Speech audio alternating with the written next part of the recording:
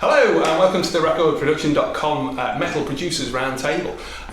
We're joined today by Niall Thomas, who's doing a PhD in metal production, and he's going to tell you a little bit about what he's doing. Yeah, so I'm writing my PhD about metal technology specifically, and how these guys feel about the technology they use. So we'll probably talk about a little bit of that today. I've already interviewed a few of them separately, so I'm looking forward to the arguments that are going to start, hopefully. Do you want to introduce everyone? Or? I think they should introduce themselves, actually. It's a bit more amusing, actually. So hi, I'm Clint Murphy. Welcome. Thank you. From New Zealand, basically living out in Cotswolds now. So been because the weather and the sun is fantastic in this country. Flooding. Yeah. But no, newly kind of got into production really, but my background has always been mainly rock and heavy metal recording has been my passion, so that's really me, I guess. Over to Mike. Hi, I'm Mike. I got into this about 20 years ago, moved into production in the last 10 years, and particularly like heavy rock and metal, but do loads of other stuff, so I'm here to have a little chin wag with the guys. I'm Stuart James and I do a lot of folk. However, we do a lot of metal stuff in here. Drums in here. Obviously, I own the studio, so we do get an awful lot of bands coming in tracking, and then certainly taking it off to overdub with their metal sort of guitars and stuff like that through their campers. Can't beat a camper. Is it my go? Hello. I'm Russ Russell, and I've been recording music for, I don't know, I can't even remember. It's more than 25 years. I got dragged screaming into metal, and been trying to escape from it ever since. There is none. Hey, I'm Craggs. I run a studio down in Folkestone, and I mainly work with guitar-based bands. I've been doing it for about 10 years. So I do stuff from kind of indie all the way through to metal. So that's me, that's what I do. Cool. To get started, I thought perhaps I'd ask if there was a heavy record that's been influential to you all, in terms of production mainly. No, we're not talking metal though, are we? No, heavy records. Heavy music.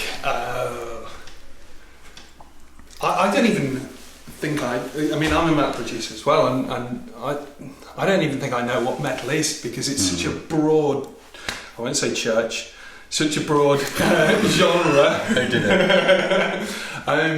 That there's things I listen to that are kind of heavier than, other really obvious metal records. You'll put like a really heavy reggae track on or something, or some folk, which can be the darkest lyrical content that blows some metal records out of the water. But I guess, what did we all grow up on? Queen. Certainly Queen was, I guess, my biggest influence when I was younger. Very much the early Queen, Over Battle and all that sort of stuff, and how they got their guitar sounds and took it to another level. I think that's probably something which has had a great influence over recording techniques of metal and stuff like that. It's what they did with Queen, certainly. Sorry, go on after you.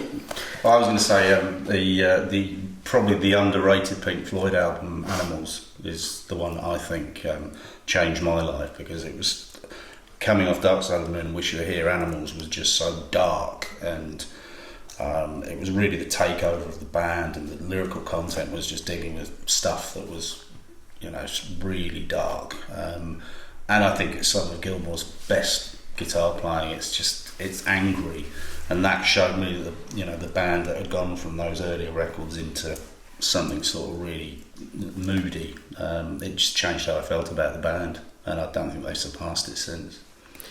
I think for me it was kind of started off as a guitar player, so before I even knew what I was listening to, it was always Hendrix and Zeppelin and people like that. But before I appreciated production. And then I think the first kind of name that I started kind of recognising that sonically and understanding why that I preferred the sound of this album was Andy Wallace mixes for me, and that was the first name as I was kind of getting interested in recording, that they just kept coming up in all the mixes because there was something thick and powerful about it, but it never took away from the intention of the song, but it just enhanced it. So that was, for me, I think the kind of driving force in me kind of going from playing to recording kind of thing.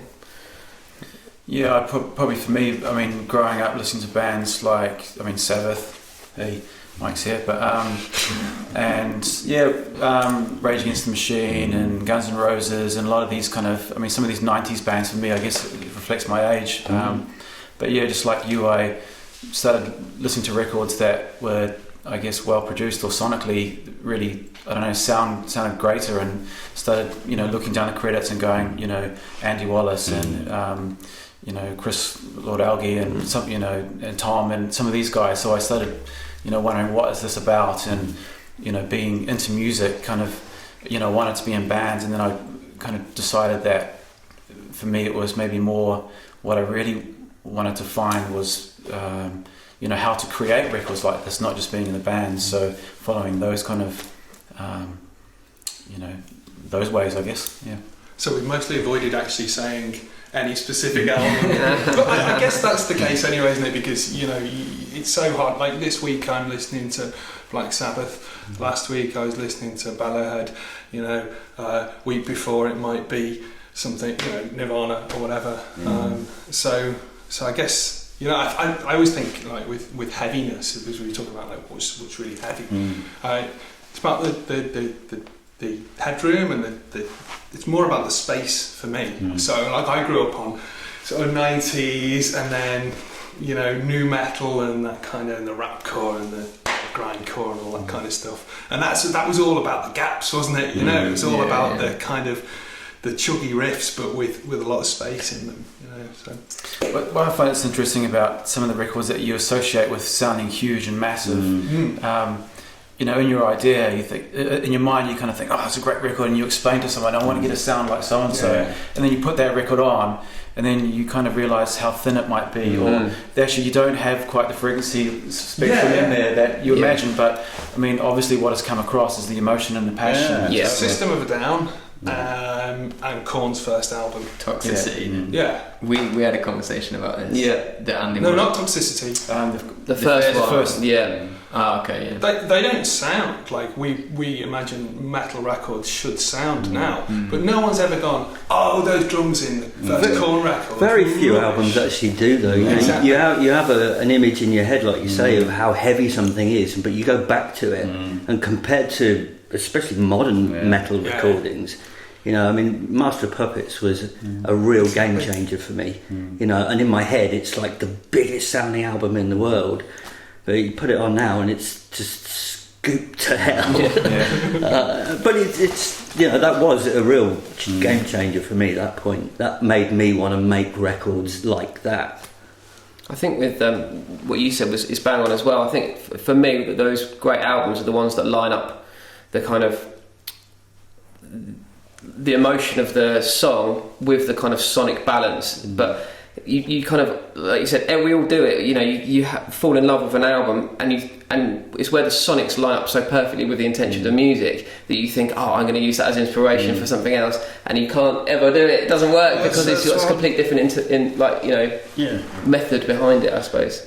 I mean, I'm revisiting Rage's first album again and again because it's such so a good humbling. album. And it's Andy Wallace, and you're just like, and the anger in it, and just everything about it, the space. I mean, the guitar tones aren't that heavy at times. It's just the groove and the drive and the space and how it was done, in the room. And it's just like, how did you get that? Yeah, and it's there's nothing to hide behind on that album, is there? There's nothing. There's not walls of guitars or effects or even tails on the drums. It's just so. It's a band, and that's it. There's nothing, and I don't know how, but that's the gaps, isn't it? Totally. It's the headroom is created by those. What's that? 24, 25 years? Yeah, but they could walk into a studio and do that at any. Yeah. There's no technology that is behind that exists now that didn't exist at all, vice versa. So do you think that's lacking now? This kind of headroom and the gaps? I'm a big loudness warrior, as it were.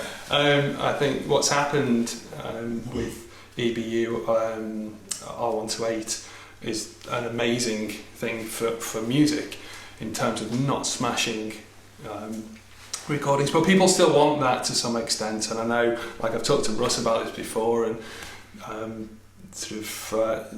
creating impact has become easier with loudness normalisation.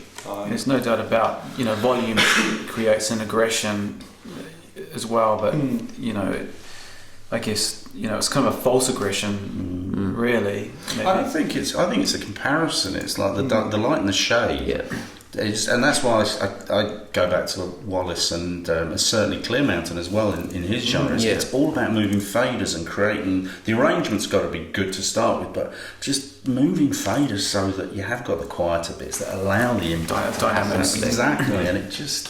I was actually going to say, when we were saying about heavy albums, I think it's a hugely underrated thing with, I think, maybe some more modern records where they don't have that dynamic shift. For me, they're the albums that I love, where even stereo width, they pull it right in and then they explode it out. And to me, that's what makes an album. That's what makes an album heavy to me. Is where, like you said, you pull back and then you even on just cymbals, just pushing cymbals just a little bit on the entrance of a chorus or something, just to give it that kind of jump and edge.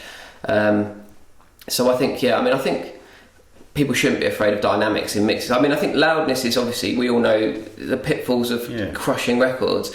But the thing I think is weird is that people mix, not necessarily master or mix for mastering loud, but they mix with no dynamics in their mix. So these clean guitars on a clean section is pretty much the same volume as the heavy part. That's crazy to me. Do you think that's a result of the bedroom type kid only ever hearing mastered material?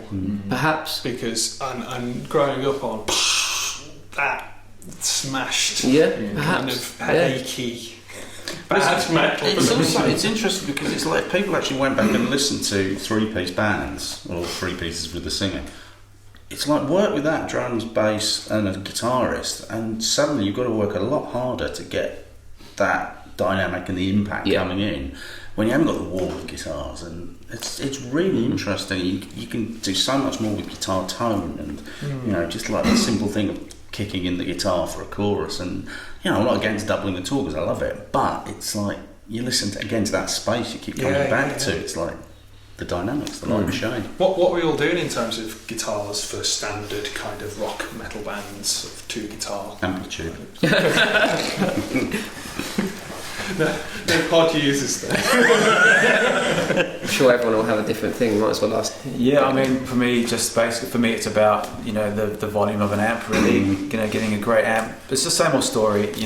Good player, good amp, good guitarist. I mean, you can put a 57 up. I mean, I always put a Royer up against an amp, and I just make sure it's nice and loud. And I don't necessarily, from a production point of view, just keep on tracking guitars to make it bigger and heavier. I think a double tracked, distorted guitar can be just as heavy, and often gaining it back as well, so it's not super fizzy. I think is because you can get. Your guitars can be cleaner and have more aggressive drums and more aggressive bass that way as well. By you can have a way more distorted bass with cleaner guitars to make riffs heavier and stuff. But there's no secret surprise. It's down to the artist as well. It's like if they're known as a two guitar band. And they both want to play their different things, and you kind of set them out with kind of how they're live on stage. That's different to maybe a band that wants to just double track their guitars, and it's song led as well. It's just what feels right, and you try it. And I mean, it's just trying shit, throw it at the wall, and see what sticks really. For me, it's different on every single album. I mean, it depends on how good the player is, how tight they are with the tempo of the track. If I'm doing really fast thrash stuff, it's really hard to get four guitars lined up. It sounds like a mess. It sounds like a mess unless you've got a really, really good player. Some slower death metal stuff I love doing four because it just gets big and thick. But it is different for every track. So would you just have 4 tracks all the way through, or would you put the 4 tracks just in the choruses? I'd probably, if I'm quad tracking, they'll probably be all the way through, but just pulled down. Yeah. So you got 2 above the other 2, and then kick the other 2 up for the big bits. And would you look at, say, 2 tracks being 1 guitar and 1 amp, or and then the others being a different setup, or it's exactly the same? I quite like to do 2 and 2, 2 different amps. You know. Yeah. So that'll be Studio booking. But then other times, like I do a lot of albums with Napalm Death. He's very much like, it's 4 tracks, but it's got to sound like 1 guitar. Yeah. So it's 4 of the same, and he plays the same thing. And then there's a few overdubs, but mainly it's 4 tracks of exactly the same thing. And he's the tightest rhythm guitarist I've ever recorded. It just sounds like one massive thing. But other people can't do that. You said in their last album you're working on, they did it in a couple of different sessions, didn't they? So you set up differently every time. How did that change how you approached it, or? More so with the drums. The guitars stayed quite similar really throughout the 3 sessions. Was there a reason for that? Was it just working, or? It's just, especially with him, once you've nailed the sound, then it's like, well, can we get it any better? No, because we've already got the best we can, so why change it? Are you still doing your Flower of Destruction? Yeah, I still quite often do that. Yeah. You know, a 57 always starts it off, and then put 4 others around it, and then just try them out one at a time. Which one works with the 57? Sometimes 2 of them do. And on the rare occasion, the nightmare story, when just for a laugh I turned them all on at the same time, and everyone went, "Wow, that sounds amazing!" And I said, "No, it doesn't. It's just louder. It's just louder." And then I listened and went, "Oh my god, it actually does sound amazing." So with the Flower of Destruction, these are all different mics centered around the 57. Yeah. So. Is that the official name? Sounds like it is now. Nice one. Did you bust them down to 1 track? Or did you record? You did? Yeah, I always commit. Good. That's awesome. That's awesome. Always terrifying with that many mics, I bet. But once you're there, I suppose it's like, cool, let's do this. Yeah, I always commit, and lots of different things. I learned on tape, so you have to. Do you find that, say, 70% of the time there are 2 mics that work better together than the rest? Yeah. And being? See, there again, that depends on the cab and the amount of gain. But a 57, I like a Royer, although I haven't got one myself at the moment. I need to get one of those. 421 was always the go-to, but I'd less these days. I quite often put a couple of different Audix mics up, the drum mics, and they've got quite a similar character to a 57. Are these like the D6 and the D2, D4, yeah. And they've just got a little bit more low end in them. The Heil PR30 is excellent. Don't know if I've even heard Is that the kind of, it looks like a side address. Yeah, but it's not. A long, it's an address. Yeah, they very like helpfully printed on the side. Yeah. Where to put it. They're really taking the sort of the industry by storm, aren't they, at the moment? There's a lot of great stuff being said about it. Cheap as hell, sound brilliant. I think the other thing with guitar tones is as well is kind of the people behind the desk.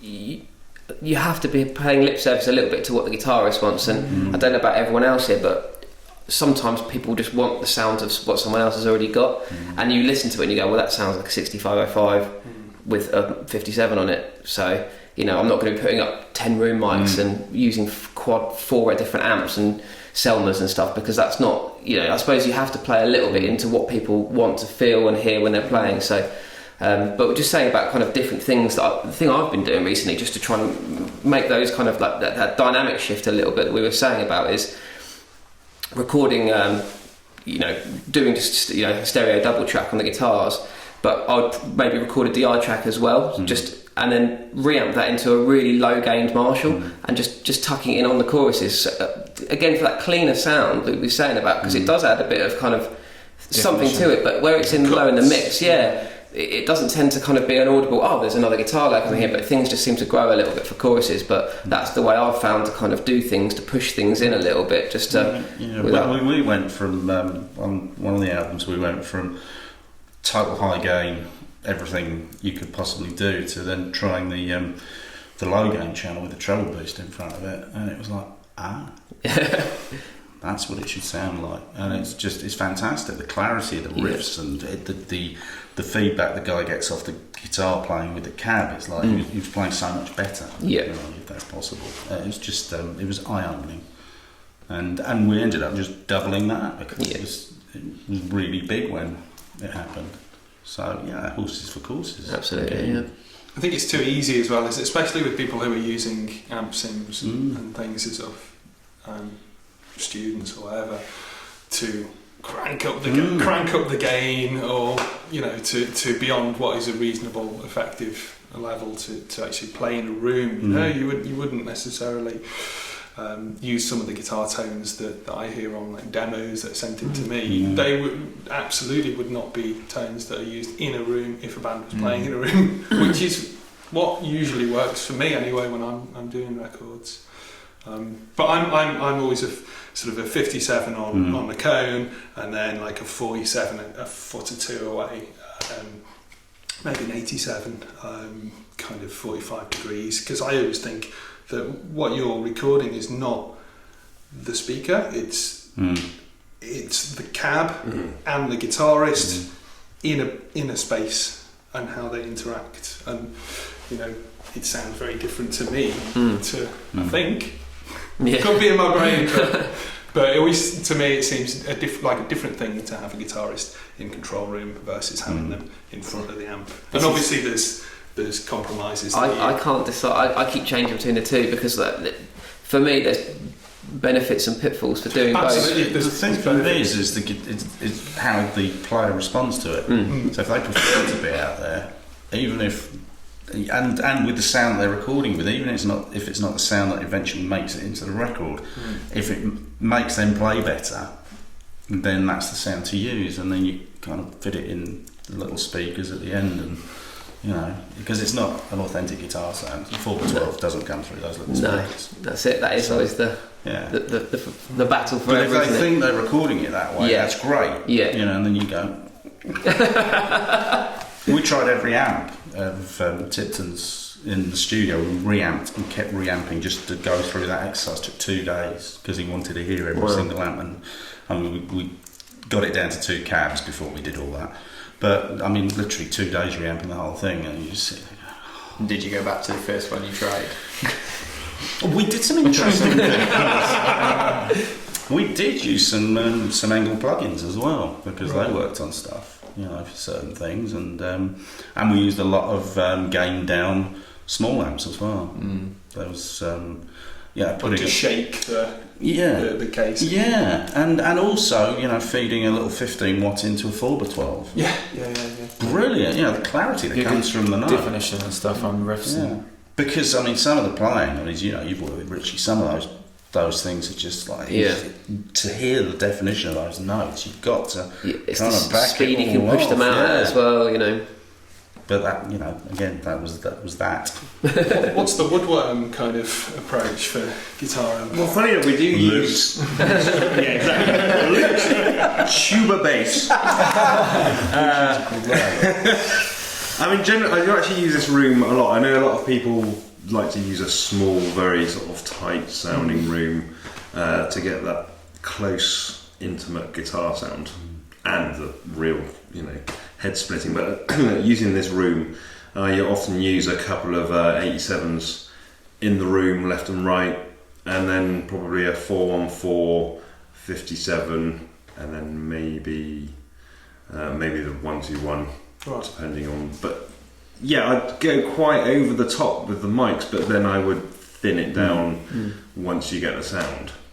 But often what I find that also to get a thicker sounding guitar is obviously using different voicings and inversions of the chords and stuff like that. And I find that can add so much more without having to turn everything up, because it sounds like one guitar, but it's sort of through, many octaves, so you can get so much more from those chords. We do that with some of the younger bands who kind of they've sort of settled on their riffs and stuff, and you hand them an overstrung guitar where the highest 4 strings are tuned an octave up, and you just get them to play the riffs again. You just get that extra sparkle and texture you can bring in at times. Absolutely. So they don't have to kind of rethink what they're playing. And it's certainly when it can open up like a chorus to bring it opens it wide, without adding loads more volume to the track, gaining it up and stuff like that. And you don't need to have it distorted. You don't need distortion to create a nice. Like yesterday when we were doing the tracking, we were using the Marshall, and it's it seems gained up a fair amount, but it's not a huge distorted sound. There's no pedals involved or anything like that. But you get a nice accumulative effect. Just double tracking and stuff. We've spent a bit of time on guitars. My next question I was going to ask: what do you think the most important element of a heavy production is? Snare drum. It's the song. Stephen Slade. It's always the song. Stephen Slade. I think I always pin it down to aggression, and that can come from whether it's tempo or I don't know, like how much growl the vocalist has got. I mean, there's aggression. Most of the time it's just aggression, really, I guess, for me. And the tightness as well. I think when riffs and when the drums are sloppy, if kicks are sloppy, big, or that kind of thing, or for me when blast beats are too quiet and that kind of thing, it can actually soften a section and make it quieter and less aggressive. I think does that force you down a certain path with clicks and I like to use clicks. I do like to use clicks a lot, but I mean yesterday we did this thing without a click, and it was the first time I've done that for a long time, and it surprised me. How awful it was to work. Well, I know how it's actually not really that necessary. I mean, I guess it always comes down to the band and everything, but I don't know. I think going back to your question, that's what for me the aggression thing, and it's usually the tightness of things. But you can get to a point where you over edit something and overdo something so much that it becomes a bit more like elevator metal. I don't know, you elevator music, but it just sounds like everything's cut and paste and chopped and everything. And with a band who can't play, you kind of need to do some of these things sometimes. But so do you actually think then, going back to what you initially said about kind of tightness, do you think aggression actually comes from the parts that aren't quite as tight? Well, if the kick and the bass and the riffs are all sort of all happening at the same time, I'm not saying exactly the same time, but if someone's really rushing and it's all sloppy, it just doesn't feel aggressive enough to me. It just feels like a sloppy mess. But when you can hear it when a guitarist is playing along to the drums, and then and it's sloppy, and then all of a sudden it locks in might be for a few bars, and you go, whoa, that's what I want to achieve for the whole song or the whole section. And then and then if you want to double the guitar, you've got to make sure that's doing that on the other side. Otherwise, so it's kind of what you're saying with your guitars. You know what I mean? But you do. I hear a lot of super modern produced metal records, and you kind of lose the aggression and the heaviness when things are too tight. When things are absolutely nailed to the grid, and every guitar riff has just been recorded once and copy pasted. It's just like I was going to say, I like that anticipation where the drummer's kind of forgotten what he's going to do and he holds back and everybody kind of follows him, and that playing in the room where the eye contact just goes. And it all goes down to that hair on the back of your arms going, yes, that's right. Again, it's.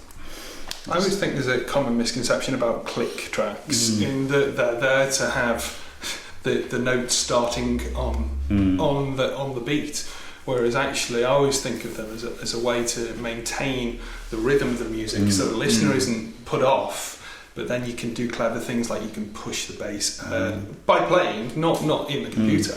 Push the bass earlier or later, or guitars can come in at infinitesimally small Yeah. sort of distances on the time before the beat or after the beat to create those different emotions, which is what's triggering emotion in the listener, I think, definitely. And you know, like we've talked about this before, not pulling everything to the Well, because the that's thing not is, music, like is when it? I make click tracks for people, I'll get them to play through the song live with no click, and then I'll map the click to what they've done, but just kind of pull them down so that the last chorus isn't twice as fast as the one before. I think that's, And just ride it with the band. And if you get it right, the drummer straight away just goes, wow, that's amazing. I don't even notice I'm playing to the click. But you just kind of keep them in check a little bit. And then the other thing is, I think is very important, is only the drummer should get the click track. Yeah. Nobody else. Don't have the guitarist play to the click. Play to the fucking drums. So I'm guessing the idea behind that is if you're going to do multiple takes, at least you can switch between takes easy. Is that why you make sure you do have the click track then? Yeah. I think what's Because quite often I've got multiple playlists. Yeah. I think there's a new trend I've seen in the last maybe like five-ish years, is that I don't know about you guys, it might be different, but what I tend to find is that the pre-productions or the demos that I get to work with, that a guitarist will have written in his like bedroom studio, and the tempo will be like a really fixed. This is 125 BPM, and that's it. So the problem is they come in with this idea, and they say, right, this song is at 125 BPM, and the drummer sits down and he's playing at 128 BPM, and he's playing better, and you can feel he's pulling back all the time 3 BPM, and I can feel it. You can feel it, and it's so same thing as you. I pretty much kind of make everyone shut up, and I'll get the band to play without any clicks, and then figure out what the drummer wants to play at, because I think that's something that's maybe been lost in the kind of modern era of writing, is that the guitarist almost sets the rhythm when he writes the riff. The drummer doesn't want to play it at that speed, and it's so if you try and do it that way, the drummer's always uncomfortable. You can feel it; he's uncomfortable on it. Yeah. So Well, I've got a thing about it. It kind of goes down the whole production process with that, because it's like a lot of bands write songs without really ever playing them. The rehearsal room vibe's gone out the window.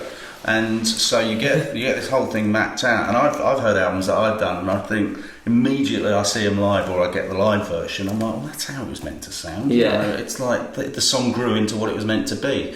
And the rehearsal room's such an important place to work with a band. You know, an hour a week with a band is worth 5 days in the studio. This is a really interesting point, because one of the conversations that came out of my research was the difference between a live version of a track and the recorded version, and which one was the definitive version. And I imagine you've all got very different views. Depends on if it was this. a good gig. But if you heard a band in a room playing through that song, and then you recorded it, and would you have those urges to then kind of add extra stuff to it to make it better or improve it, or do you want to keep that vibe of it, that it's live, that's how it was written, that's how it's meant to be? Yeah, so this is the conversation that I was having, there's a really grey area between. When I take demos, I always ask them to be recorded on a phone, or I've started just do well. it in the rehearsal room, or even better, if you can get down there, go and work with them for weeks in advance. And as Mike said, it's like a couple of hours here and there. Just do that slide, do that. Maybe try these strings, and that is production to me more than. I like to do it if I can. If budgets and time constraints allow, I like to go and have at least a day. You can do a lot of work with a band in a day in a rehearsal room. But if that's not possible, then at least they get them. Okay, set up in the studio. Right, you're going to run through the tracks live. And sometimes people go, "What? We've never played them together before." I didn't realise he did that. Get out, do some gigs, and then come back. Well, that's the point, isn't it? Because I'm not going to. I'm going to have a go at that. The kind of the American side of the industry has kind of all gone into this. Everybody's an expert on Pro Tools, and there is a guy in the band always who can be your ally, or he can be an absolute nightmare because he knows Pro Tools. And it's like, well, hang on, we're dealing with a song here and a band. I mean, if you want it to be a production like a gridded to fuck production, great. But you're a band. You can play it together. You can learn the song and push and pull with it. And I mean, yeah, like everybody says, it's what it's all about, isn't it? I think one thing I have to kind of remind myself of quite often is that one ethos to how much of grid editing or none or click tracks, one vision I have for that band, I have to then completely turn it off and go and start again from a completely neutral perspective for the next band, because I'll put my hands up that on some bands I do cut things up and loop things and grid edit things because that's what the riff required and maybe the band required me to do to make that riff work as the intention of the riff. But then if I was to then apply that process to like a stoner rock band, I'd be an idiot, you know. But I think you have to. I think for me, I have to almost tell myself, I'm looking that way now. That's got to go. And then I'll do another band, and it'll be no click tracks, and it'll be recorded live in the drums and bass live together, and then overdub guitars and stuff. And it's scary going from one to the other. But I think maybe it's what makes our job fun. I don't know, but you have to tell yourself, right, that's enough of that now, and to kind of always go back to the song. I always find it surprising how many musicians I deal with who've never recorded as a band in the studio, even if they've done numerous albums before, and they'll this is really good. I can see the drummer doing my guitar part, and that kind of thing. Like finishing the song, it's like, well, how do you finish it? Well, we normally fade it out. What do you do live? Oh, we watch the drummer.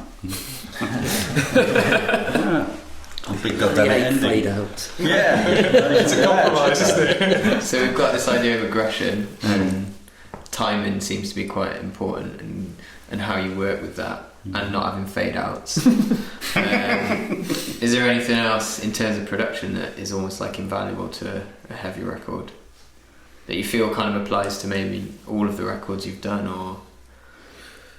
I think great players, and I know it's easy to say, but it's like you say, you get a great player and it's just, they drive it, and it does spoil you, but if you've got people that know what they're doing, the expectation is that right now we can do the song justice and the production justice and just push it along, and nothing's too much trouble to try, and just being open-minded to try anything, right up until the last minute of recording. It's like that riff just ain't right, and you find great players will be sitting there like still not happy with that verse, and gets the singer in, does this affect you if I do this? No, that's cool, carry on. And suddenly you've got a riff that's blinding, and that has totally transformed the song, because it's just everybody's pushing it forward, making the process easy, and it's giving the guy freedom to just do his job, and that for me is it. And so great players really do spoil you, and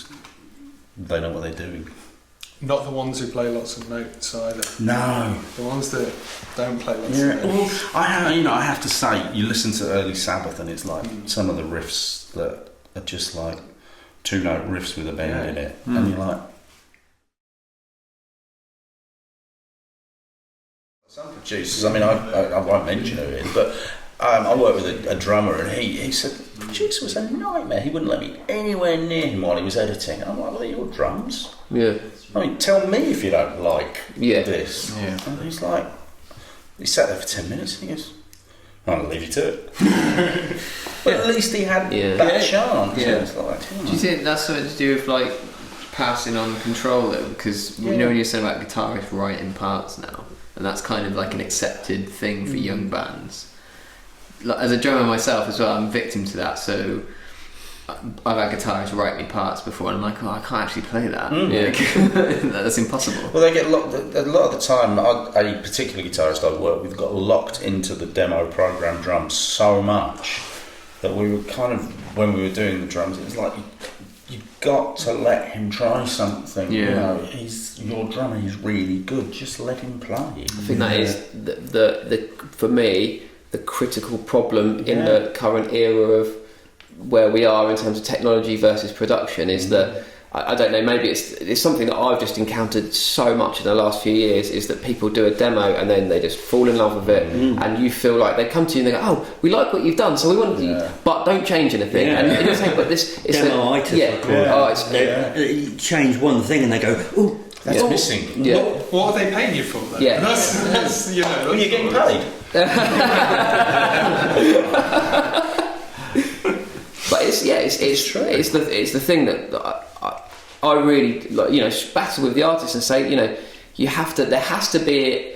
I think maybe that's one thing that, for all the great things we've gained with home studio, home recording, home demoing, the one thing we've maybe lost is that kind of going in with a little bit more of an open mind. I mean, I remember when I was really young and I was playing in bands, before all of that kind of home demoing, other than maybe a 4-track was there, that you go in and just go, right, well, what's going to happen? It's going to be really exciting. Whereas now it feels like people want to know, they know exactly the outcome before they even step foot in the door. And you have to say to people, but you're paying someone that knows, maybe knows what they're doing, to kind of make suggestions and little changes. And if you're not going to be open to them, then maybe you just release the demo.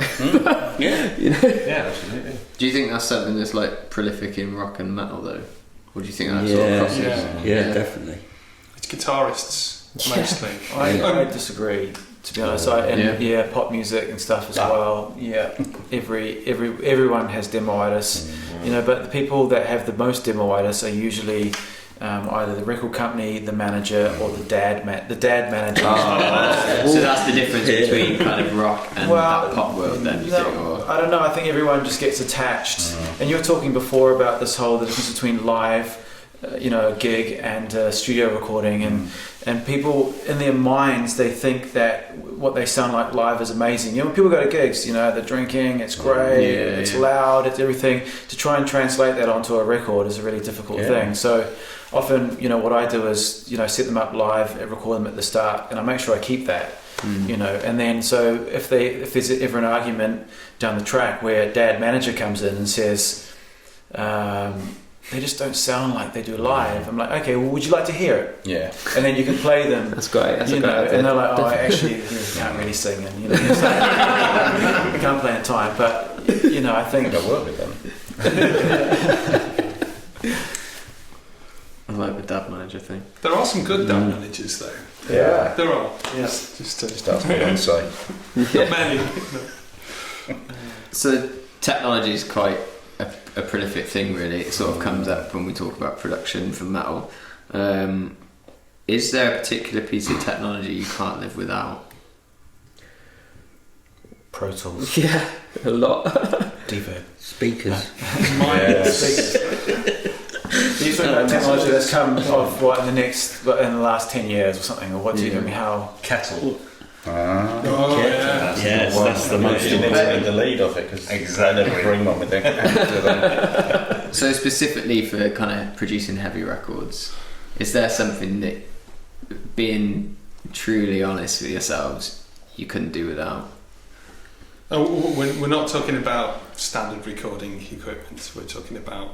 Is that just something personal to you that? Yeah. Do you know what's really important? And you said speakers, but it really is. The room you're in, monitoring, you can't make a decision unless you trust what you're hearing. Yeah. That to me is really important. So is that a prerequisite for you then, if you have to move into a different studio, I different love space? bringing a little pair of speakers that I know, or someone bringing a pair of speakers that are bigger than mine, but they're the same sort of characteristic. yours have got good girth though, don't they? They need a third appendage to help with the bass. You know that. Let's not go there. Yeah, well, no, Stu jealous. Monitor's really important. And I think a drum room for recording drums Yeah. for rock and metal, you know, it's really, you know, I think you kind of almost had a loaded question about samples, didn't you, in a way, and Stephen Slate and all this. But for me, what's way more important than adding samples, we all do it, you know, there's no doubt about it. This is you. You know, if you can get that great drum sound to begin with, the amount of samples you add ends up being a lot less, whether it be nothing to 10% to 30% to, I don't know, 80%. If I'm doing my own records, my own productions, I make sure I get great drum sounds, and I usually only add around about 20% to 30% volume of samples in. So I do use it, just mainly for consistency and to maybe add a little bit of snap to the snare. But then, you know, I get records that people have asked me to mix, heavy records, and the drums are so poorly recorded. They just threw any old mic anywhere, and you end up just being able to use just the overheads and having to Do you know what I mean? Yeah, I don't know if you guys have the same. absolutely, It's just the way Yeah, totally. I end up working. That's where you've been cut out of the production process, though. Yeah. It's not really a produced record. You're right. Yeah. But also, you do get a situation where your drummer's just not consistent. That's particularly on snare work. You know, I mean, working with a lot of the grindcore and death metal stuff. You know, blast beats. You get somebody who they're like. After a bar, they kind of drop off. Yeah, and in those situations, you have to. I think it's important to be critical as a musician as well. You know, I think we all probably play, don't we? And we're probably really critical of ourselves before we go and do any recording. But a lot of non-industry people or musicians will think that they're great drummers or think that they're great guitarists, but actually when they come to do their blast beats or they come to do their solos, it's not quite there in the cold light of the studio. It sounds great in the rehearsal. Does it? Maybe when you can't hear each other. It does, Are you using close mic samples then?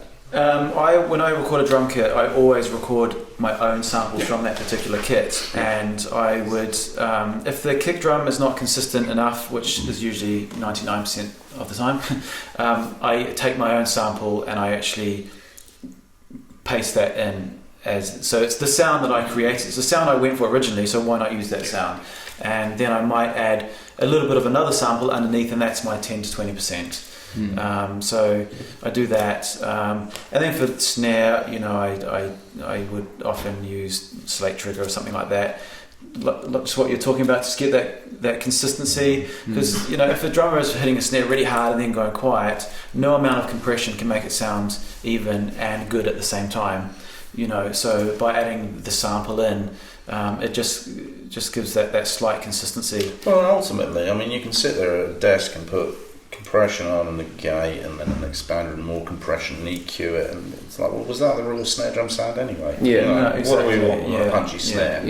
This is I mean, I think a massive thing about samples is, it's obviously the dirty word of the thing, and it's, people don't like talking about it and a lot, because I think the preconceived idea is that when you're talking about using drum samples, is that you record a snare drum and then you mute that, and but the reality is that it's not how it works. And I mean, I use samples, but they're very rarely to go, oh well, that snare drum sounds terrible, so I'm going to use something else. It's not forever that for me. It's more like I'm going to use a 20 millisecond blast on the intro of the snare drum to get a bit of crack. Loads of times I'm using like a tail, a room sound, or an impulse, something weird like that. A really detuned tom on a snare drum, something weird to kind of add in. I mean, ever use white noise?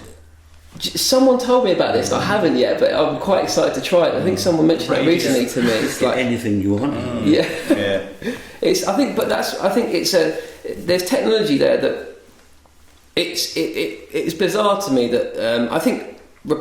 Replacing drums completely, again, I'm sure we've all had to do it, but it's something none of us like to do. But just using the technology of like blending in sounds and samples, it shouldn't be, I don't think, immoral or seen as a bad thing to do, because it's no different. It's no different than using a lexicon. It's not real. The thing is, have you ever punched it under the guitar side to fix it? Exactly, it's the same thing. I agree. That kind of fine line between using it creatively or using it destructively. I think it's a point where you use so much sample that it doesn't sound like a drum kit. So, like, I know we keep talking about the blast beat like it's some holy grail of drum technique, but if you sampled a blast beat at full volume velocity, it would just sound so unnatural. It sounds terrible. The trouble is a drum beat like that supposed to sound natural? Well, I think it's supposed to lift out above the, so you can actually hear the mix and not just sound like hi-hat. Program it. If you want to have it sound unnatural, then how are you going to duplicate that live? Then are you going to use an electronic pad? Is that part of the music? Also, we're fairly critical about stuff, so as long as you don't fool yourself that it sounds fucking brilliant, until if you make the effort to make it sound really good, ultimately you're going to do a good job on it. And I think what Niall was saying about consistency of beats, though, I was listening to a record on the way down. I won't say what it is. Go on. It was a bit like big American band, mixed by someone we know, and there was a little double kick section that was clearly just pasted in full velocity, whatever the sample was, you know, and it was out there on its own. And every time I'm driving along listening to that record, I kind of wince a bit, you know. But I wonder whether the punters love that bit. They might do, you know. That's what. It's always. I think this is the thing, isn't it? It's always the intention behind it. You know, there's bits that I think the same thing and stuff. I hear like crazy kind of like weird noises on like where bass guitars are so distorted in mixes, and you hear the strings start to kind of slap and grind, and it bugs me loads. But then I think bass players always go, "Oh, that bass tone's sick! It's so great!" Because I think what one man's kind of overproduction is another man's like love for the track, isn't it? I think this is the problem with it. There's no, and this is what we spoke about when you came down, is that there's that line that people think that is drawn in the sand between overproduced, underproduced, perfect. It doesn't exist. It purely exists in what your interpretation of the production is and what you want out of it. So, you know, once you start putting more than one microphone on a drum kit, you're overproducing. Like, you know, it just depends where your taste lies and what I think the song requires personally. So I think there's a danger for there to be a generic sort of, you know, shop sound for metal. Sort of the metal that's coming out of America at the moment. It's formulaic. It's very formulaic. There's no sort of real thinking outside the box, and the sounds. And again, you can go over the top with replacing drums and stuff like that, because everything sounds like Stephen Slate. Drums, you know, and guitars and stuff like that. Yeah.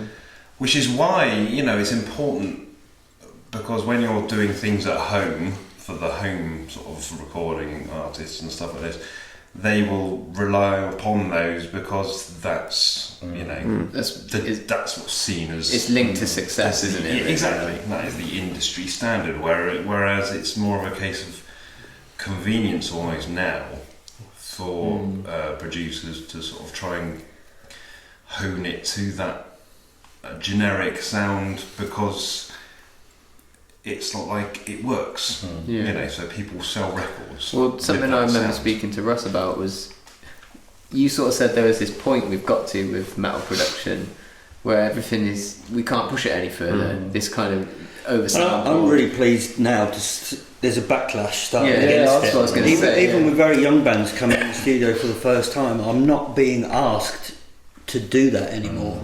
People are much happier for me to but you need to make see it how real. they perform first. That's the trouble. Yeah. Well, like Queens of the Stone Age, for example. I mean, they're flipped it on its head. Yeah. They're sort of doing things, and Eagles of Death Metal, I think we call it, and stuff like that. They're doing things where it is very much in a room. They're trying to capture the instruments and the sounds and not overdub it. So you're telling me Dave Grohl didn't play his drums in 2 parts in that record?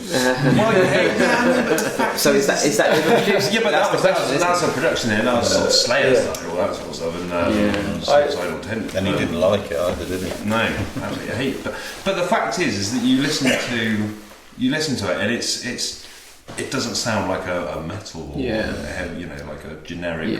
You know, it's very, very much more organic. There's certain things you can do on tape that you do have to reach for the samples. I always think, you know, I can get great drum sounds on 2-inch, and I never think, that needs a sample thrown on top.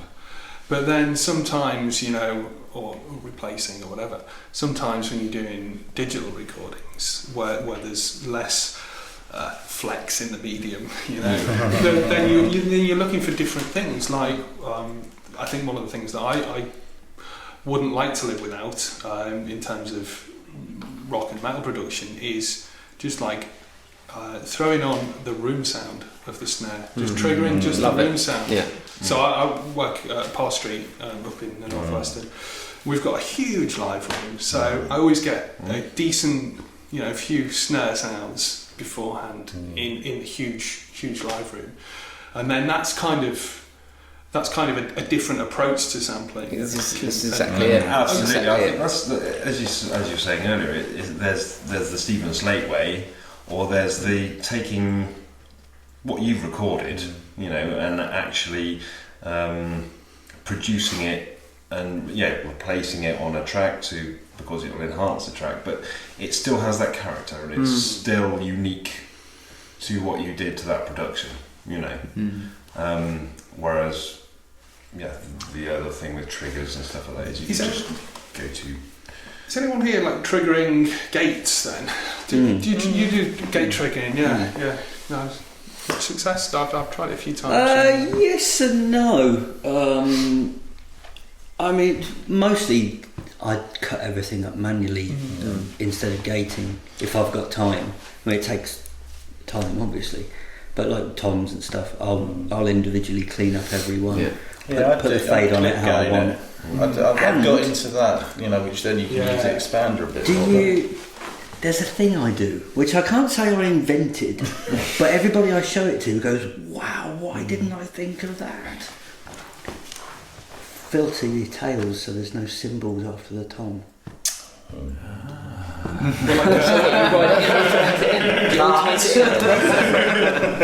let this come out. So you put There'll be a plug-in in.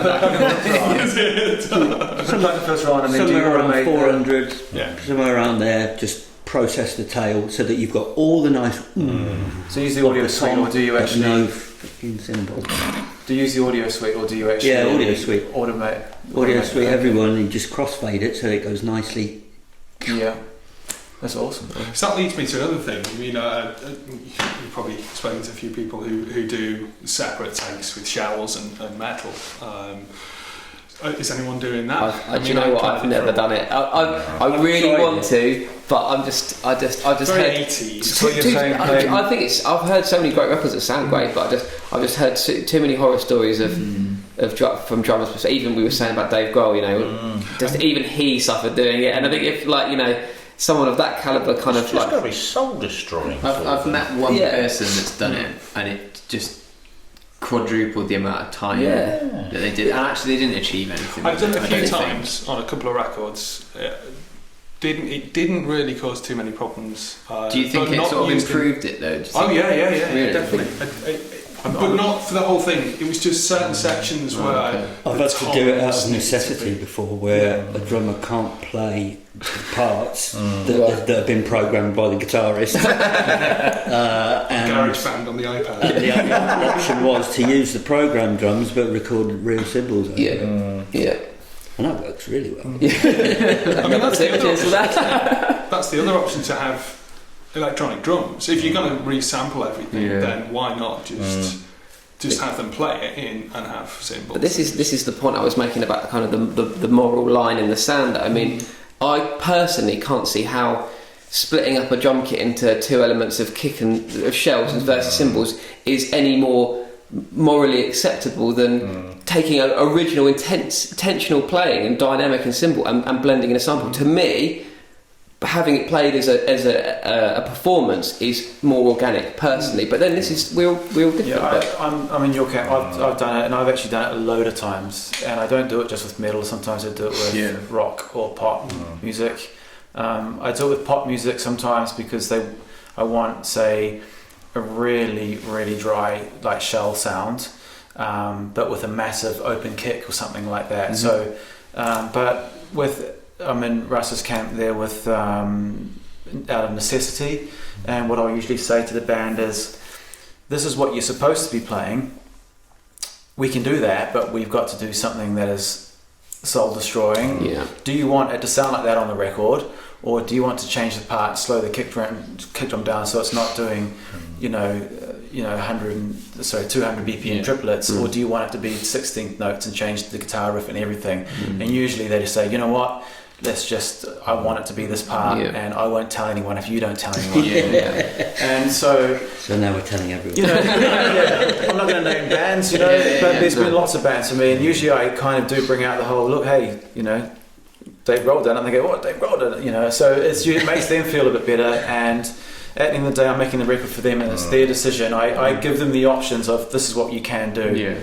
I mean, the classic one is not even with metal, but when, the whole 80s thing when everyone's playing 4 on the floor, right? And the snare's never connecting with so sometimes drummers are so bad. I mean, I do it, and I would probably go into the studio and say, you know what, separate my kick drum, if it sounded that bad. But there is a line where when it is too perfect, it actually doesn't sound that great. I think it's funny because I've done little things like that, or maybe broken up the beat into different elements, but I mean, again, in my head, that's one kind of solution to another problem, whereas the whole thing of splitting the kick and for a whole track, and then doing this for a whole track is kind of maybe for a different reason, like like you were saying about kind of having a different shell sound and stuff. Like presumably the reasons you're doing it kind of dictate how much you're doing it and why you're doing it.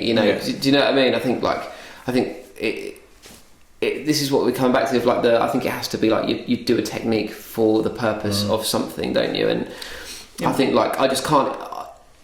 I'd love to. I wouldn't say never, but I think for in my opinion, just saying right, well, no, replacing a drum is bad, but breaking up the drum is okay. And I think that's why I think any producer shouldn't, personally, in my opinion, have like these moral lines of like anything past that is wrong, anything below that is wrong. I think we should all experiment with things like this because I think it makes a better record. There's so many elements that come into the equation. Like, so you can bring up this whole dilemma of, hey, you can't play the drums on time. So the drummer will say, I'll play it, I'll keep playing. And like, okay, cool. So you give them 2 hours. And then 3 hours later, you're like, look, we still haven't got it. Do you still want to try my technique or not? And they're like, no, I want to keep going. By that time, you've run the studio time down. They don't have enough money to make records anyway, and they've spent so long doing it. The skins are now fucked because they've been bashed so hard, and so you've lost the tone anyway. The snare drum's gone. You need, So there comes a point where I think you have to step in as a producer and say, if you really want this, we have to do this. Yeah.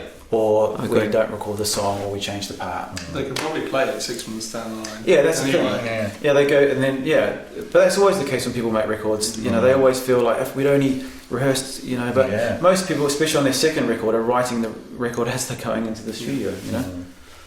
I always like to get people out doing gigs, whether it's under a different name or just to friends or fan club or whatever. Play the new material and get some honest response back. Ideally, stick them in a pub gig or something where people are going to be brutal, and see what happens, because that's the quickest way you learn whether the songs are up to scratch or not, or you're playing. I think with the whole kind of pre-production thing you were saying about getting out and playing the songs, and you were saying earlier about kind of the lack of that practice room, I think it's probably worth saying, and I'm sure we all agree, that like a lot of that squeeze isn't necessarily the band's laziness, it's also the band's schedule now that they're being put under by, I'm an artist as well, and I can speak for a little bit of experience that when you do go into that second album phase, it's not because the band can't be bothered to get in a practice room, it's because they're being like, right, 360 deal then, let's squeeze you, let's put you on road, oh, and we need an album in 2 months, but you're going to be touring hard as well. There's an element of that, so I think like, I feel for the artist sometimes that you can't try new material out. So it's I think there's a part of this that comes back to the kind of management and label side of the industry that are kind of maybe forcing artists into a studio, because this turnaround of music as well. I mean, like this influx of like bands doing an album every year and stuff now. It's like, I don't know. Do you guys think that's like kind of weird how much music is being put out quickly it is? Yeah, in some cases for sure. I mean, it's just a treadmill, isn't it? Yeah. Over and over, and like you say, no actual space, no time to rehearse and write. Although some bands really enjoy it, writing on the road. Okay, let's get together on the bus, let's go through this, and let's in the sound check we can try all the new tunes. And some bands really get off on it, but not enough. So same sort of question, because that went off on quite a good tangent actually. Is there technology that you wish you didn't use? Pro Tools. That's waiting for that. Something that you really find yourself kind of falling back to. I wish the sampling thing had never happened, to be honest, because it's taken the fun. Well, actually, it's the sampling and the editing and the auto tuning. they're all tools that I regularly use because it's a means to an end. But I got into music because I was a drummer and I love making a load of noise on a drum kit and being in a band. And so when you get a band in the studio and you record, it's all great, and then when you have to spend 80% of it fixing it, that takes the fun out of it. So if those things were never invented, and it meant that the Sonics never grew to where it is today, that would make me a very happy person, because I think it would be way more fun. But maybe I should just be doing this in my records anyway and ignoring those things. That's the other question. That's the other side of it.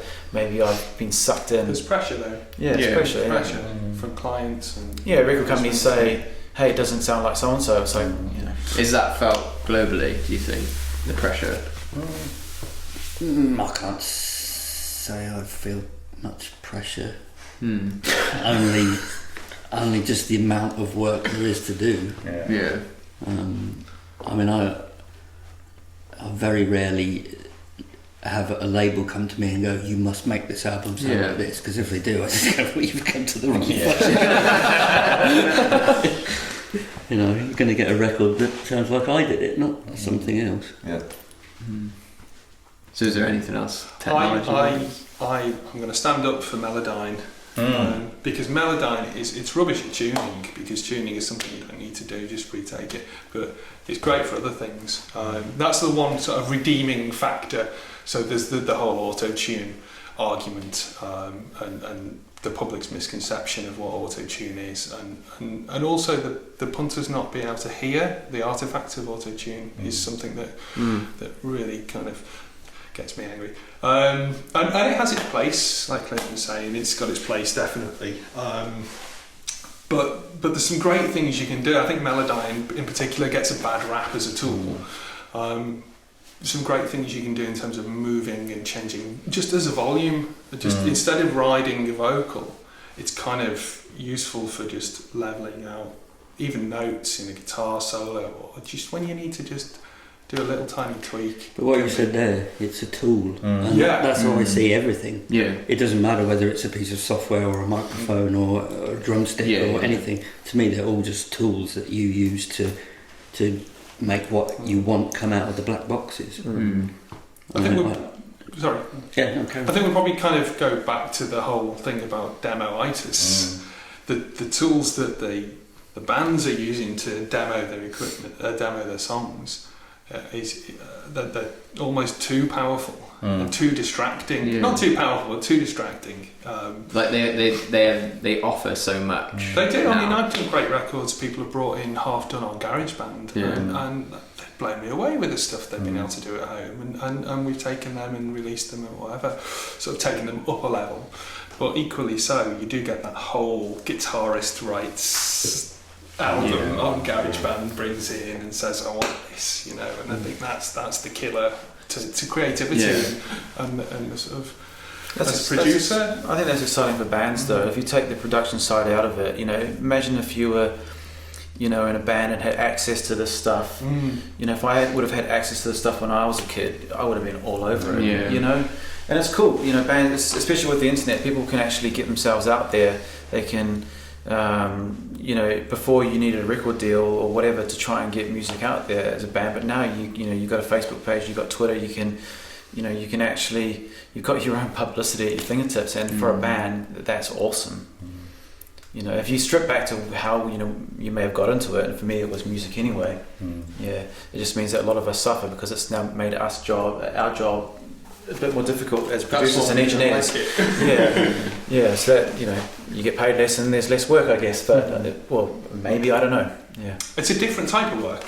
I mean, over the past 10 years, maybe 15 years, I've seen a shift in the level of completeness projects have come, and I guess everyone else sees this definitely. I think I don't know if it's turning the question around a bit, but I think one of the important things to me is that I wouldn't want none of this to have been invented, because the thing for me is, having worked with artists that are so in the zone of, and I've done a lot of work with writing sessions with artists, and just having recorders everywhere to not miss anything and to be able to just always be in record and there's no consequence of recording for 6 hours and capturing those ideas and being able to sift through and give feedback on them. That's the most important thing, because it's the crafting of the song that is the starting point to all of it. Yeah. So I think you just got to be true to yourself about how much you use the technology, which is kind of what you said. You don't have to use it unless you're under pressure to, but I wouldn't turn anything back. I just wouldn't want to be starting now never having had that thing of like, well, the implications of doing a 2-inch edit are, you really think about whether you're going to do it, or is it worth me spending time on that particular thing, or do we commit and make decisions to bounce 5 toms down to 2 tracks because that's all we've got available. So am I right in thinking that the difference between making a record that for you guys is kind of a successful heavy record that sounds the way you want it to sound, has got the vision, is the difference between making decisions and just doing something because it's laid out in front of you? As these tools offer you so much that the guys making music in their bedrooms can do all the same things as you guys now, but they're not making the decisions that you guys do. I think is that fair to say? I would agree, because I think all the people that I know that have ever been kind of had any level of success in this industry are always the people that commit. I don't know, I have to have as little tracks as possible. I don't want a lot of tracks on my sessions, less the better for me. Even down to vocal handoffs, if I can get them in on one track, I'll get them on one track, because I don't want to have to deal with multiple layers of anything. I'm trying to get it less, because my brain works better with less, and it's pushing me towards that finished project personally. But I think I don't know about you guys, but most people I know as well who do this have the same kind of thing. They don't want to have 150 tracks. They want to get them down. How can we get them down? I still do end up with over 100 tracks quite often. Do you like it though? but it's usually the creative flares afterwards. The main core of the band will be on very few tracks. It's like ease of use. It's like you throw a guitar part onto another track, just say you stick a fader there, so you don't have to put an automation ride in for playback and all that kind of stuff. I think you've also got to learn how to push back against the artist to a certain extent. That's an important part when I've been involved, is to actually go, I know you're the artist, but can we try this? Can we do that? Or, no, I'm really going to stamp my foot here and insist we try to do something, and you will thank me for it, even if we don't use it. Let's do it, because they've got a preconceived idea. Even the new artists, the experienced artists, have kind of got locked a little bit too much into being reliant on the technology. You got the older guys all looking at the screen waiting for the guitar solo part to come up, and it's that's probably the one thing I'd rather not have in a studio is a screen. Do you not just turn it off as much because I can't see what I'm doing? But, I mean, my thing is, I was talking to Clint about it. It's like if you're in a room, have the screen off to one side so only you can see it, or if you got the setup with the screens behind, is if you can have the screen at a flatter angle so that nobody's like focusing on that screen. It's like, I mean, the biggest thing in the experienced bands that I work with is the amount of people sitting in a room with their eyes closed listening to music, just doing that, and that's the big thing you learn. It's like it's detaching yourself from what's happening on the screen. So that's the only thing I don't really like about the way technology's evolved, but it's brilliant what we can do. Because we spoke about this idea yesterday that technology's kind of pushed us down this linear path.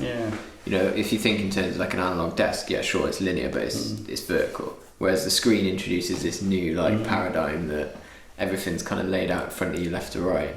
Do you think that's kind of affected how you track in? Or people do look and go, well, there's not enough parts there, because surely as we build through the song we need something to go there, because obviously it's got to go up and down, and it's like they're not listening to the whole song all the way through. I mean, you can learn so much from listening to a song from the beginning to the end. I noticed that you did that every time you made an edit yesterday. That was because I was feeling really bad yesterday.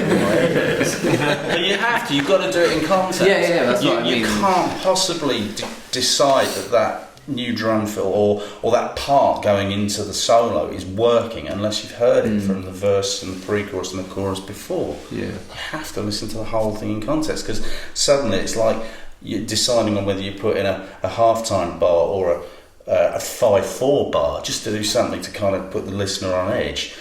Well, if you're listening to just a bit before, it just doesn't sound the same as that whole journey through the song to suddenly like, that did the job that I wanted. So you got to spend time listening to the whole thing. Yeah, you wouldn't want to do that on echoes though, would you? No. No, 9.5-minute songs are fun to do. So a big question for me really, and sort of to wrap it up, one of the things that come out of the interviews I did with some of you before, one of the main conclusions I came to is that actually metal has now moved towards this weird place where there's this huge tension between performance capture and performance enhancement, which is this thing you've all sort of been touching on about you're going to stand in your ground with how you edit or use a tool or something like that. Perhaps you haven't heard it termed that way before, but do you think now that metal is concerned really with performance enhancement, so bands are coming to you fully aware that their performances are going to change in the studio, whether that be how you get them to play it or if technology is going to sort of intervene? Yeah, a lot of the time, definitely people come with a bit too much expectation of like, oh well, I know I don't have to do it right because Russ can just fix it. Yeah, you know. And if I see that attitude, then it's stamped on pretty quick. You know, yes, of course I could change what you do, but I'd rather you try to do it. You know? Yeah. But yeah, some people just go, it doesn't matter, does it? I'll just chuck any old shit down, Russ will sort it out. Even Pro Tools. The verb to Pro Tools. Is it? Yeah. I mean, would you find that? Do you have guys saying cut and paste my choruses in these choruses? And if they say that, would you then make them play it? Yeah. Yeah. I won't. Yeah. Oh, yeah. I very rarely copy and paste parts. You know. I had it a lot on an album I did recently, and it was like, no, I've got the guitarist here. You never know, we might need that part there to cover something you didn't do right in the doubles, so let's just do it. And the guy's there and he knows the song, and it's like, yeah, it's another 5 minutes of my life, whatever. It's the whole point about it, again, you know, it's only 5 minutes or 9 minutes, not 13. But while you're there, do it. Well, and sometimes you get to the last chorus and they play something so good, you know. Yeah. Well, why didn't you do that on the other one? Come on, let's... copy and paste it. I think all recording is and all production, which for me production does not happen in the studio necessarily. Production is something that is before that, and production is not nothing to do with the computers or anything. It's something that's an interaction between myself and the bands. I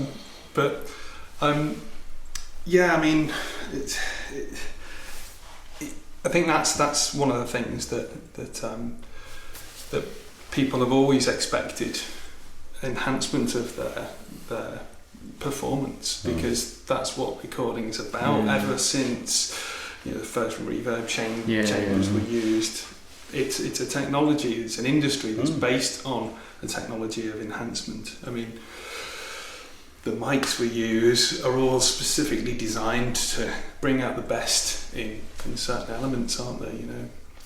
I mean, the way that I sort of, perhaps the question wasn't phrased so well, but the only example I can think of, and probably quite a good example, I spoke to Tom Allen about the first couple of Sabbath records, and the way he spoke about it was literally, well, I just threw some mics up and that we captured it. They played live.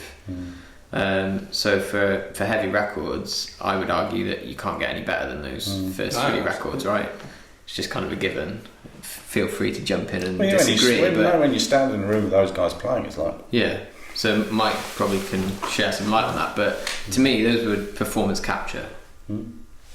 Yeah, so now we're sort of in this phase. But they were close mic'd. Yeah. So that is taking something that is, whilst there's no editing as such, it's still, to some extent, I think we're at the wide end of a wedge, really, aren't we, at the moment, where people we're distorting what's happened in the room. But then again, they still, which goes back to the whole, what you've been saying a lot, we're all agreeing with this, that was a live gig recorded. Yeah. That was their set. Yeah. And they couldn't do anything other than play it. But then that makes sure that there aren't overdubs that don't work. You know, absolutely. If you don't overdub, then you're never going to disappoint your audience when you go out and do it live. Yeah, absolutely. Nice thing about the 3-piece is like, do it with the arrangement. It's great. And 3-pieces are great in that respect anyway, because they never step on each other if you've got decent amps. But then again, I came up listening to Pink Floyd, so my argument moves. But I guess that's why I like that album, because it's so real. Animals, but I think it depends. Again, for me, it depends on what the artist and the band and the producer and the mix engineer want to get out of it at the back end of it. I think that's my personal answer to your question is what do you want? Do you want a live performance album, or do you want something? I mean, like metal is going more. It could almost be EDM at some places. It could be programmed drums, really edited guitars, but that might be what everyone loves. There's like a whole generation. This is the thing. I mean, with metal, there's for all of us that probably don't like that kind of, perhaps don't like as much that really super aggressively edited cut metal. There's a generation of people that love it, and it's like. Equally, when we were like young and listening to what we did, probably the generation before going, why is that amp so distorted, or why are they making that funny noise with their mouth? I think there's just, you know what I mean? It's all this it's just generational. I think personally. Looking at the 80s snare as an example. I'm a big fan. I'm just going to throw it out there that I'm trying to bring that back one out at a time. I'm with you there. The 90s was a period, and early 2000s. Everyone was like, "Oh God, what were we doing?" But now that I love it. Is I think 2.4 seconds on the reverb. It's a great number. It's a great number. You're kind of saying that technology has always been there and it's always evolved anyway, right? That's kind of so even like when the Beatles were inventing flanging and things like this, it's all like saying, oh, you can't do that, and we've got to a point where we're still using technology. But to kind of answer your question about is it kind of a given and is it the right way or whatever, I can't quite remember the exact question, but I know, Russell, you're saying about bands are kind of asking to not have some of those things anymore, and I'm finding that too, where bands will come in and say it might have been a band that I recorded 15 years ago, and then they went off and did a load of records with some other people and they got heavily sampled and stuff, and they come back to me and said, we want it to sound like their first record. It was raw, more like open drums and things like that. And they're wise to the idea. All these guys know the technology now. They know that things can get moved and sampled and tuned and that kind of thing. And so I think it's really positive that they are coming to us and saying, we don't necessarily want to sound like that. We don't care if it's not loud. Or it's kind of edging on quite an exciting time, I think. And it would be awesome if it continues to drift like that. Just like, with the 80s, everyone went with these big snare sounds and reverbs, and it was like, wow. And then they realised that actually that's not so cool. And it just, evolution changes, and all that reverb got stripped back off again. So maybe, what's going to happen is these samples and these things, this editing and stuff will, not be cool anymore. And I think the instrument technology's improved vastly. You listen back to old albums and the drums don't sound quite as good, and would you go for that sound now? Probably not, because that's what you had. The same goes for guitar cabs, but now you're just like, you've got a palette you can take from, and I think it's all down to the performance, the playing, the arrangement, everything. I just still think it comes back to that, the band. And I mean, I think the nature of the business is changing in terms of you don't have record labels fronting up those money. So certainly with metal, just saying metal and folk and things like that, it's very much self-financed. So they're selling direct to fans from gigs and merchandise, and that's how they make their money, basically. So, and therefore that's changing production sort of ideals in terms of, yes, stripping it back to a more better representation of their live set, as opposed to doing a big album sort of production. So it goes swings and roundabouts, but more bands are being more self-financed and therefore they have more say over how they want it, which means that you'll ultimately have a bit more say in it as well, because you haven't got A&R people and stuff breathing down your neck. Following the trend. Exactly. So it gives you more freedom, I would say, production-wise, and able to experiment more. I suppose with I have more freedom with a rock and metal band than I do with a pop band, because I work equally in just the same style of music, and the A&R people haven't disappeared. They are there with pop music and stuff. It's that's always the constant battle, is trying to make the artist and the record label, and you kind of become the medium in between that tries to make both happy, but ultimately I want to make the band or the artist happy. But with a metal band or a rock band, they come in, they've got money from gigs, they're like, we want to make this record, and you're like, let's just go for it then. And that's cool. That's what makes it really enjoyable for me. Definitely. And it's a hunger to do it, because it's their money, their time and effort and everything. It's not like, we're blowing 100 grand of imaginary money from a record label. It's actually their hard-earned cash, and so they're far more focused. And I think we were saying this earlier, going into a studio focuses the artist. They have a certain amount of time, they have to get the results, which is why you do use editing techniques and stuff like that to help it along and get it to where they want it and you want it.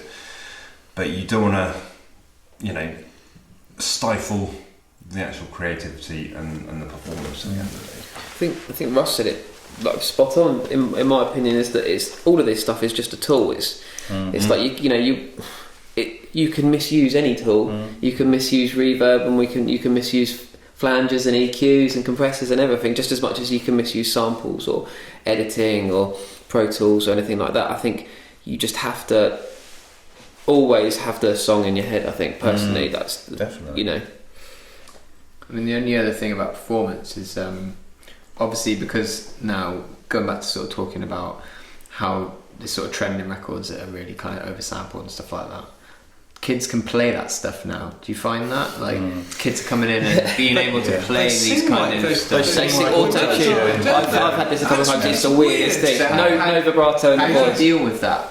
Like, because I found that quite a lot of guys I spoke to said, do this a lot. But like sort of drummers that can come in and can play these kind of crazy parts because that's how they've grown up. I think it was Zorro who was the sort of the experimented in the 70s with playing like a drum machine. And he was kind of, I think he worked with Lenny Kravitz and those guys. But that's nothing compared to what the sort of the good musicians are playing. But I mean, how are you dealing with that? I mean, it must be quite amazing. It's great. Edit them, put them out. Screw up their performance again. No, I just did a death metal, really technical death metal album with a band from Switzerland, and the drummer was just incredible. I mean, he's a jazz drummer, but plays in this metal band. And I just stood and watched him and just... And I said, your timing is incredible. And he went, of course, Swiss timing. Still declaring themselves neutral. That's probably quite a good finishing point. Great. Do we want to do a round-up? I don't think there's anything to round up, is there? What have we missed? A discussion about Pro Tools and innuendo, which is perfectly fine by me.